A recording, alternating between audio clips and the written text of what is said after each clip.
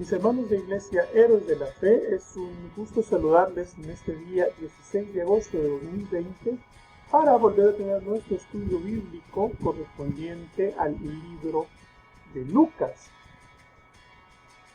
Te pido que detengamos un momento el video para darle gracias a Dios porque nos sorprende cada mañana con su misericordia, recordando que su gracia está por sobre cualquier problema o situación que pueda estar sucediendo. El día de hoy tenemos una lección con un contexto muy interesante.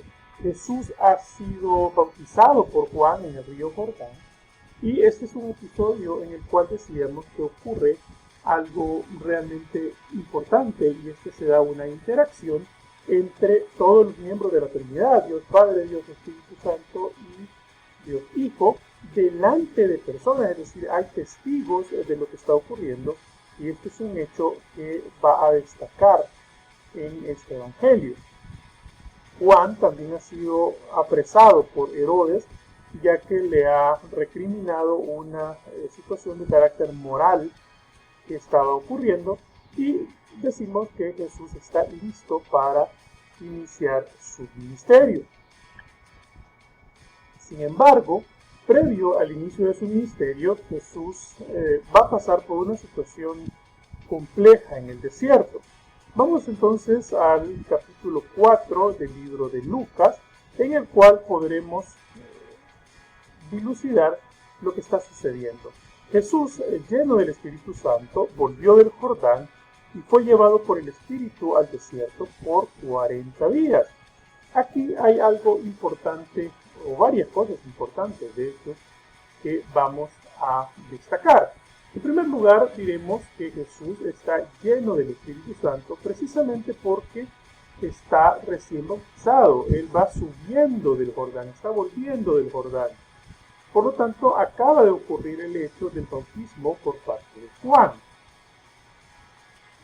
Luego dice que el Espíritu lo llevó al desierto, pero acá hay un detalle importante y es que no dice que Jesús fue al desierto, sino que fue llevado al desierto. Es decir, literalmente no caminó hacia el desierto, sino que fue llevado allí en un hecho milagroso por parte del Espíritu Santo, justamente.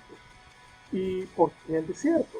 Pues precisamente porque el desierto es una figura en la Biblia en la cual nos vamos a encontrar con diversas situaciones en las cuales se pasa por hambre, se pasa por calor, se pasa por frío, está en riesgo porque hay animales en el desierto que son peligrosos, hay soledad además.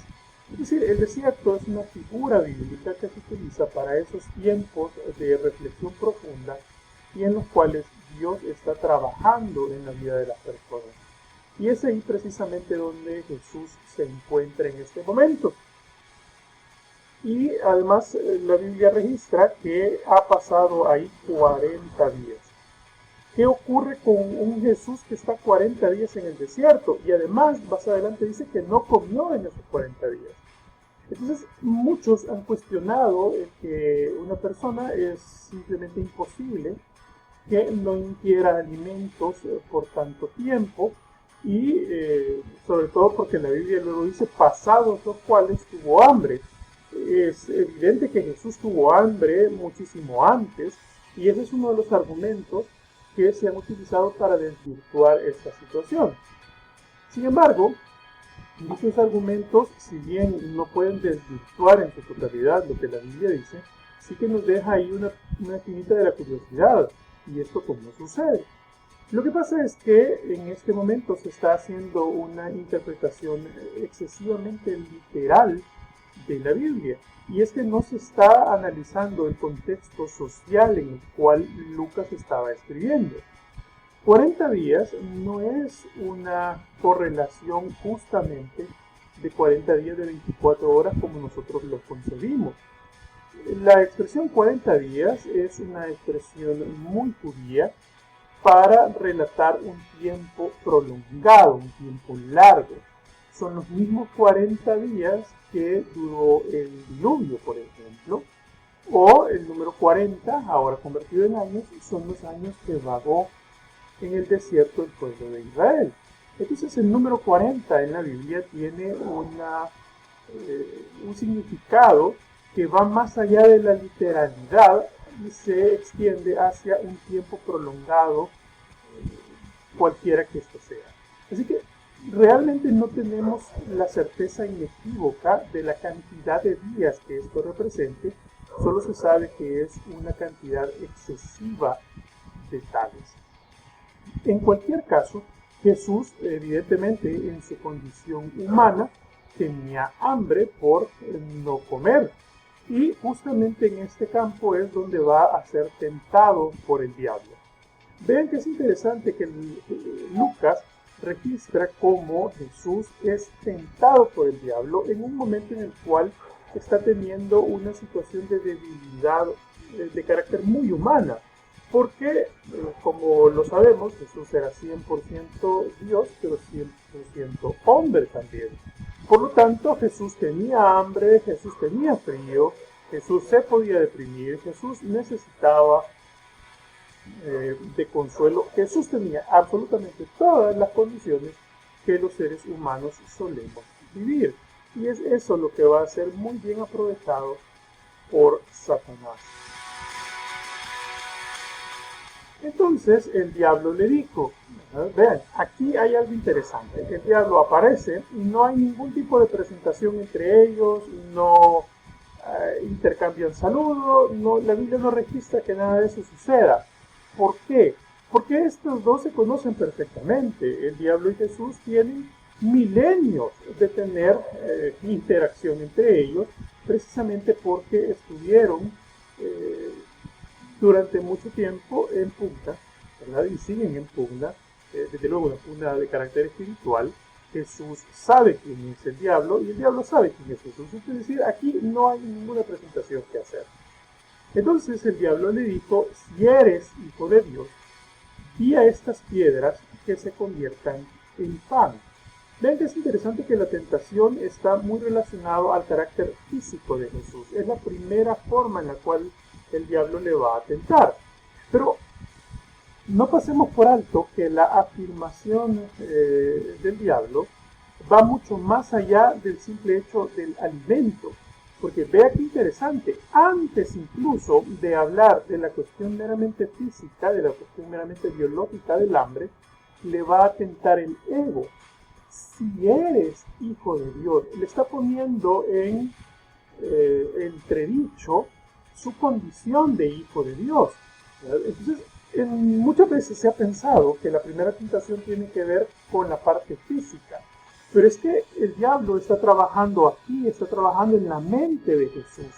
Le está dejando ahí la espinita de que le salga esa parte ególatra de todo ser humano y que éste reaccione de manera desmesurada, haciendo un milagro ahí para convertir en pan la piedra. Pero vea que lo de fondo, la parte física, es únicamente la excusa que está utilizando el diablo para tal fin, ¿no? La respuesta de Jesús es por demás interesante, ¿no? Escrito está, vean cómo responde con la palabra de Dios, no solo de pan vivirá el hombre, sino de toda palabra de Dios.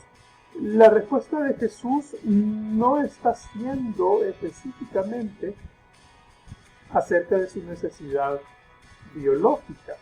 Vean, le está respondiendo acerca de que no solo de pan vivirá el hombre. Eso está claro, es una alusión evidente a el tema de convertir la piedra en pan. Pero Jesús también está respondiendo a lo otro, ¿verdad? A la parte del ego, donde le dice, sino de toda palabra de Dios. Y es que si Dios ha dicho que soy su hijo, pues soy su hijo y no tengo nada que estar demostrando, ¿verdad? Entonces, vean que la respuesta de Jesús es por demás integral. Ahora el diablo va a insistir y esta vez va a ir nuevamente a la parte del ego. Y le llevó el diablo a un alto monte y le mostró en un momento todos los reinos de la tierra. Y le dijo el diablo, a ti te daré toda esta potestad y la gloria de ellos, porque a mí me ha sido entregada y a quien quiero la doy. si tú postrando me adorares, todos serán tuyos. Vean, aquí es una escena muy interesante. Dice que lo lleva a la punta de un monte y que le muestra todos los reinos de la tierra. En ese momento, todos los reinos de la tierra, concebidos por la lógica de los lectores a quienes estaba dirigido el libro, pues no era demasiado, porque la tierra era concebida como el sector justamente gobernado por el Imperio Romano y algunas otras regiones aledañas. Con independencia de eso, nunca sabremos si la tierra, así textualmente entendida, se refería a toda la tierra o solo a la tierra conocida. Yo prefiero pensar que se refería absolutamente a toda la tierra y que incluso los reinos indígenas americanos estaban ahí incluidos, pese a que no se conocían y faltaba mucho para que se conociesen. Pero es, digamos, una especulación que pues nunca llegaremos a dilucidar. Lo cierto es que el diablo le está mostrando todos los reinos de la tierra y le dice que le dará sobre ellos toda potestad y la gloria de ellos. Y aquí viene algo bien interesante, y es que le dice: porque a mí me han sido entregados y a quien quiero lo doy. Vean que es interesante, porque el diablo no está hablando acerca de que es dueño de la tierra o que le ha sido entregado el poder sobre la tierra, sino sobre los reinos de la tierra, porque precisamente estos reinos están construidos sobre la política, la cual probablemente en la concepción judía del momento estaba gobernada precisamente por el diablo. ¿Por qué? Bueno, porque es que recuerden que en ese momento el Imperio Romano tenía dominio y poder sobre el pueblo de Israel. Por lo tanto, el gobierno estaba más asociado a una posesión diabólica que a una posesión divina, en tanto que estaban subordinados al imperio. En todo caso, el diablo está mintiendo, porque él no tiene ninguna potestad para repartir nada a nadie. Lo que en realidad el diablo está haciendo es poniendo una tentación de carácter falaz. Está mintiendo para ver si Jesús se postra y le adora. Pero digamos que la respuesta de Jesús es: vete de mí, Satanás, porque escrito está: al Señor tu Dios adorarás y a Él solo servirás. Nuevamente la respuesta de Jesús es de carácter eminentemente bíblica y le da una orden a Satanás: vete de mí. La cual, por cierto, Satanás no va a acatar de inmediato, porque aún le quedaba una tercera tentación. Y le llevó a Jerusalén y puso sobre el pináculo del templo y le dijo, y aquí me detengo un momento, a ver, el pináculo del templo es la parte más alta del templo. Los templos judíos, al igual que los templos modernos, están normalmente construidos con una parte más alta, que suele ser una parte en forma de punta o puntiaguda, por un tema arquitectónico religioso. Y el pináculo entonces es justamente esa parte más en punta y más alta. Y le dijo: si eres hijo de Dios, nuevamente está jugando con el tema del ego de Jesús, échate de aquí abajo, porque escrito está: a sus ángeles mandará acerca de ti que te guarden, y en las manos te sostendrán, para que no tropieces con tu pie en piedra. Es muy interesante que el diablo conoce perfectamente la escritura, la sabe de hecho de memoria, mucho mejor que muchos de nosotros, por supuesto, y la está utilizando. Pero realmente el versículo que el diablo está utilizando está completamente sacado de contexto. Digamos que es tomar un versículo de forma aleatoria para poder justificar casi cualquier cosa. Aquí hay un detalle importante, y es que cuando nosotros estamos haciendo un estudio bíblico, podemos justificar casi cualquier pecado de forma bíblica fea. ¿Por qué? Porque la Biblia tiene una lógica secuencial en la cual se amalgaman todos los argumentos en un contexto. Por lo tanto, yo siempre lo he dicho, ¿verdad? Un texto sin contexto es un pretexto. Y es precisamente lo que está haciendo el diablo en este momento. Pero Jesús le da una respuesta nuevamente bíblica y sí adecuada a los contextos adecuados. Dicho está, no tentarás al Señor tu Dios. Cuando el diablo hubo acabado toda tentación, se apartó de él por un tiempo. Es decir, le dejó en paz, le dejó estar. Y Jesús, en el poder del Espíritu Santo, volvió a Galilea. Es decir, nuevamente se trata de un hecho milagroso. No es que Jesús caminó del desierto a Galilea. Dice que en el poder del Espíritu volvió a Galilea. Y se difundió su fama por toda la tierra de alrededor. Y enseñaba en las sinagogas de ellos, y era glorificado por todos. Vino a Nazaret, donde se había criado, y en el día de reposo entró en la sinagoga, conforme a su costumbre, y se levantó a leer. Aquí hay varios detalles interesantes. Va a Galilea, que es toda la región donde está situado Israel en este momento, y dice que enseñaba en las sinagogas. Las sinagogas son justamente iglesias judías, son templos judíos donde se enseñaba la ley mosaica y los profetas, lo que conocemos actualmente como el Antiguo Testamento. Y vean que es interesante porque dice que era glorificado por todos, porque las enseñanzas de Jesús eran ciertamente magistrales. Los oyentes, los asistentes a sus enseñanzas, reconocían en él que tenía un don particular y le glorificaban. Pero cuando llega a Nazaret, que es donde él había crecido, donde todo el mundo lo conoce, donde conocen a su familia, probablemente donde Jesús hizo alguna travesura, donde Jesús hizo alguna cosa que diera un poco de risa a nivel social, ahí todo el mundo lo conoce, ahí está completamente entre familia. Y justamente el día de reposo entró en la sinagoga y conforme a su costumbre, es decir, esto es algo que lo hacía de manera recurrente, se levantó a leer. ¿Cuál era la tónica en la sinagoga? Bueno, una persona que se consideraba que tenía la capacidad para enseñar, tomaba la palabra y podía leer la Torá, ¿verdad? La ley judía. Y entonces los maestros de la ley empezaban a dar su enseñanza luego de una pequeña reflexión dada por el lector.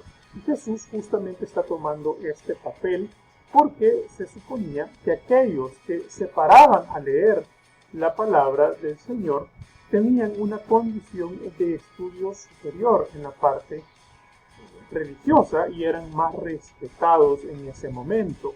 Jesús entonces lo que está haciendo es poniéndose en el frente justamente de la predicación y para que la sociedad empiece a reconocerle como alguien que tiene un liderazgo espiritual importante.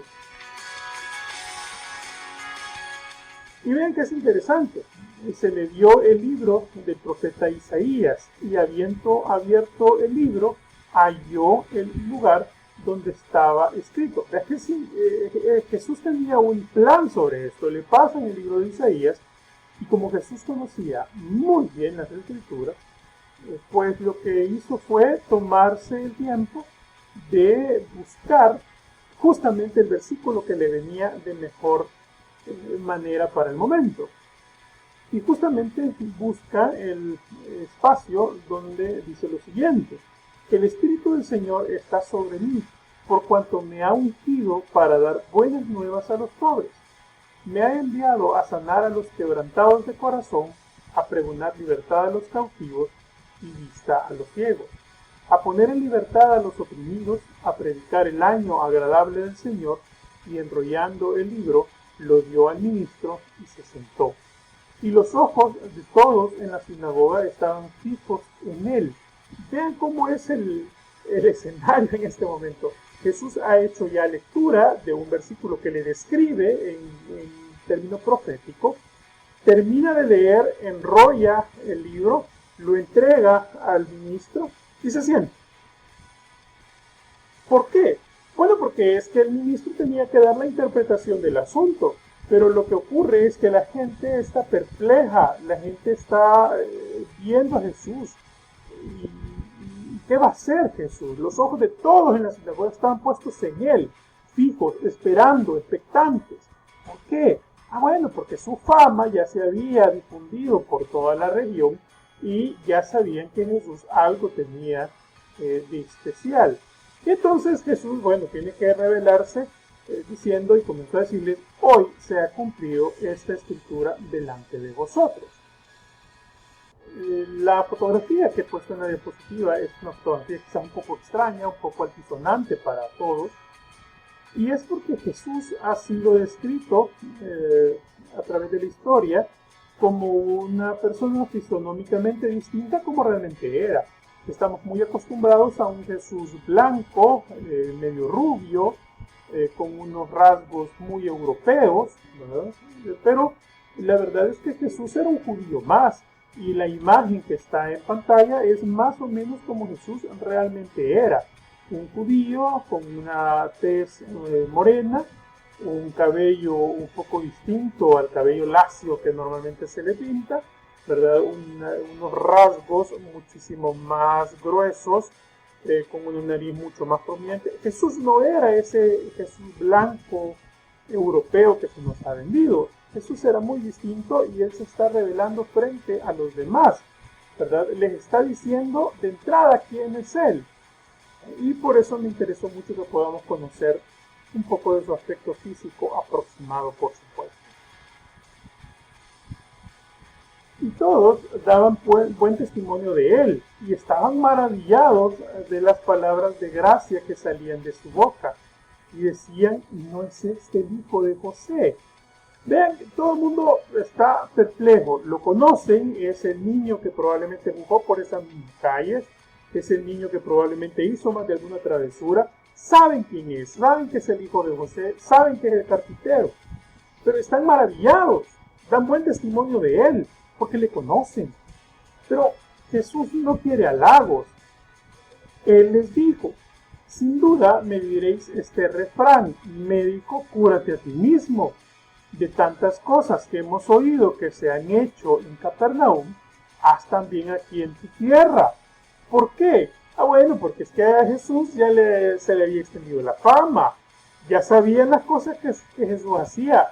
Aparentemente, pues ya habían milagros ejecutados. Y pues bueno, entonces, bien Jesús, qué bonita tu predicación. Pero, ¿y cuándo vienen los milagros para acá? Y añadió: de cierto os digo que ningún profeta es aceptado en su propia tierra. Ven que es bien interesante porque Jesús parece que está despreciando todos los halagos que estaba recibiendo, porque dice que todo el mundo daba buen testimonio de él, pero Jesús como que no quiere eso, y de hecho se va a dedicar a quitarse los halagos de encima, y se va a esforzar por incomodarlos. Y en verdad os digo que muchas viudas habían en Israel en los tiempos de Elías, cuando el cielo fue cerrado por 3 años y 6 meses y hubo una gran hambre en la tierra. Pero a ninguna de ellas fue enviado Elías, sino a una mujer viuda en Zarepa de Sidón. Y aquí realmente me gustaría que hagamos un ejercicio de geografía. A ver, esta es la parte de Israel. Aquí está Jerusalén, ¿no? Y toda esta zona es Israel. Esta parte que estoy señalando en este momento es la parte palestina. En este momento es la parte palestina. Y aquí está la franja de Gaza, ¿no?, que también es de Palestina. Aquí hay una guerra horrible en este momento, una guerra cruda. Israel llega justamente hasta acá. Esta es la frontera de Israel.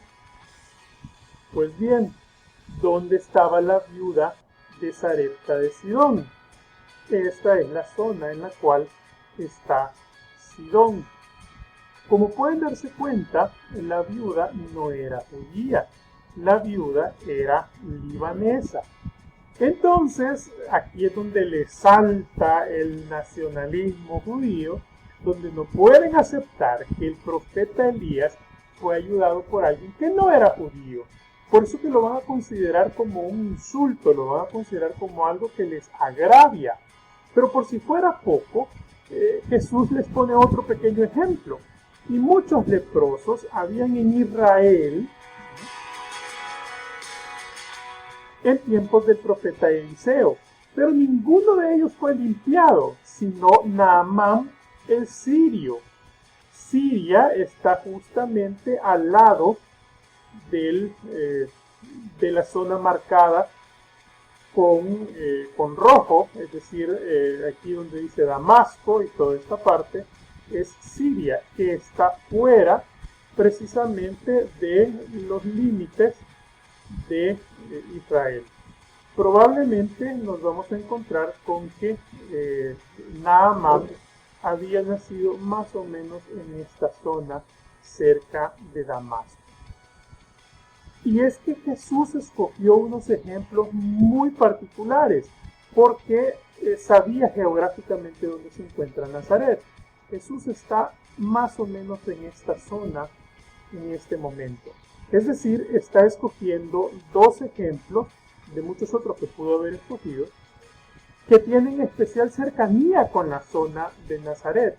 ¿Por qué? Porque los quería incomodar, estaba buscando provocarles porque quería sacar ese nacionalismo judío que ya hemos estudiado, ese dolor porque absolutamente nada bueno puede salir del resto del mundo porque son ellos los únicos escogidos. Y es por eso que busca estos ejemplos, porque son ciertamente ejemplos que podían resultar muy dolorosos para el pueblo y que los tentaba en ese momento. Dicho sea de paso, hay una situación mundial en este momento en la cual la pandemia no quita que haya guerras. Hace unos días el mundo fue conmovido con la noticia de un grave atentado terrorista a través de bombas o misiles más bien sobre población civil, y esto se da justamente en esta zona, en la zona de Beirut, que es la capital del Líbano. ¿Por qué se da esto? Bueno, porque se supone, o según los reportes de inteligencia judía, los palestinos, es decir, esta zona que he marcado, tienen un corredor a través de Jordania, Siria y Beirut para protegerse de los ataques del ejército israelí, porque ciertamente el ejército israelí lo que desea es recuperar Jerusalén, que ha quedado del lado palestino después de todo un conflicto histórico muy complejo. Entonces, los bombardeos se dieron justamente sobre Beirut y hay muchos muertos y mucha destrucción en este mismo contexto. Como se pueden dar cuenta entonces, Jesús estaba utilizando geopolítica para provocar a los judíos. Y por supuesto la xenofobia judía, ese odio enfermizo hacia todos los que no eran judíos, va a saltar. Al oír estas cosas, todos en la sinagoga se llenaron de ira y levantándose le echaron fuera de la ciudad y le llevaron hasta la cumbre del monte sobre el cual estaba edificada la ciudad de ellos para despeñarle. Vean, la xenofobia judía es tan grande que no pueden soportar que un judío lugareño, porque estaba en Nazaret, esta gente lo vio crecer. Esta misma gente que ahora lo quiere matar, lo quiere aventar del monte, lo quiere despeñar, es la gente que lo vio de niño. Probablemente allá habían incluso familiares o vecinos que lo quieren matar porque se atrevió a decirles que algo bueno podía salir de gente que no fuera judía. Así de odio tiene, así de xenófobo es el judío de la época, de hecho lo sigue siendo, y vean las consecuencias. Sin embargo, Jesús va a tomar una acción muy serena, muy tranquila, mas él pasó por en medio de ellos y se fue. Jesús no parece estar sorprendido por lo que está pasando, Jesús no parece tener miedo, Jesús lo único que hace, bueno, enójense pues, pero yo me voy y pasa entre ellos y ya. Obviamente pues aquí se denota mucho de la autoridad que Jesús tenía de manera tácita. El capítulo va a terminar con una serie de episodios milagrosos. Jesús va a Capernaum, ¿no? Enseñaba en el día de reposo, continúa enseñando en el día de reposo. Hasta el momento no se le piden problemas aún, porque enseñar en el día de reposo pues no era prohibido, ¿verdad? Porque estaba justamente en la sinagoga. Los demonios le reconocen, se va a encontrar con una serie de endemoniados y los demonios le reconocen que él es el Hijo de Dios, se lo dicen de hecho, y él los va expulsando. Llega a la casa de Simón, que luego conoceremos como Pedro, se da cuenta que su suegra está enferma, ¿verdad? Y que dice que tiene una fiebre muy alta y la sana, ¿verdad? Le hace ahí un milagro de sanación. Pedro luego va a ser uno de los discípulos, por supuesto, y bueno, ha sanado a su suegra. Y la gente quiere que se quede, la gente lo está increpando para que se quede. De hecho, dice la Biblia que él huye al desierto y la gente lo busca y cuando lo encuentra le dice que se quede. Pero él pues continúa su camino predicando por toda Galilea. La vida de Jesús en el carácter público ha comenzado y ciertamente va a tener una serie de sucesos de enfrentamiento con el pueblo judío y con las autoridades judías. Jesús es, digamos, alguien que está cambiando los paradigmas y que está haciendo una predicación muy distinta a la que los judíos están acostumbrados. Vamos a quedarnos hasta acá, mis hermanos. Espero que tengan una excelente semana, que Dios nos bendiga y que muy pronto podamos estar nuevamente juntos estudiando la palabra del Señor.